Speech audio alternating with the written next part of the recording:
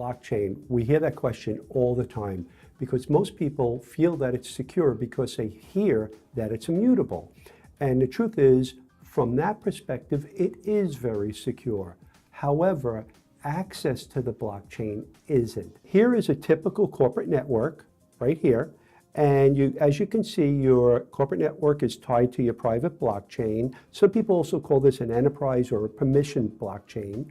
And with your blockchain, you're using an app to log into your blockchain, which is a standard blockchain transaction process. And you're basically sending data onto that blockchain, and you may or may not have some of your other corporate apps talking to it if they've been customized to get that information out.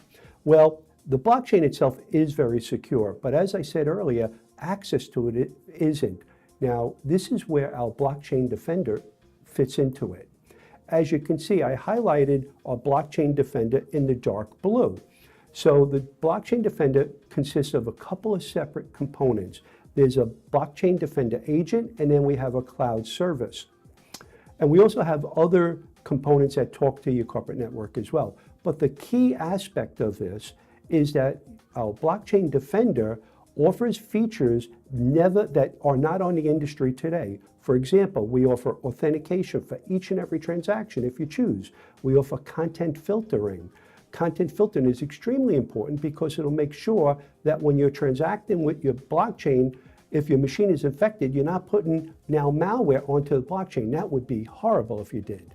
We have a blockchain firewall. We'll be putting in there a DDoS mitigator, a load balancer, and a policy enforcement component. So as a blockchain administrator, you can now put rules and roles about who can do what on your blockchain. That's extremely important. Our blockchain defender agent talks to our blockchain service that will actually perform what we call a multi-factor out-of-band authentication. And I'm going to demonstrate that. Now, I'm about to basically send Ether via my wallet to my private blockchain.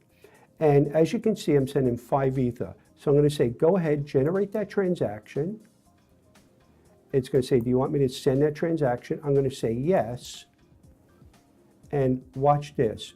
In just a few seconds, my phone is going to ring, and it's going to ask me, there it goes, and I'll put it on speaker. Please press pound to continue. Please enter your telephone password followed by the pound key. So now I'm going to put in my telephone password.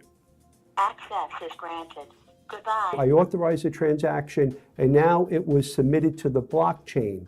So going back to our diagram, your application requested a transaction.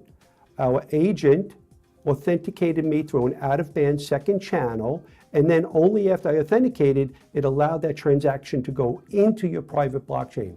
So that is how we're going to be protecting private blockchains. This is just a little quick snippet, a sneak preview to give you a sneak preview of what our blockchain defender is all about.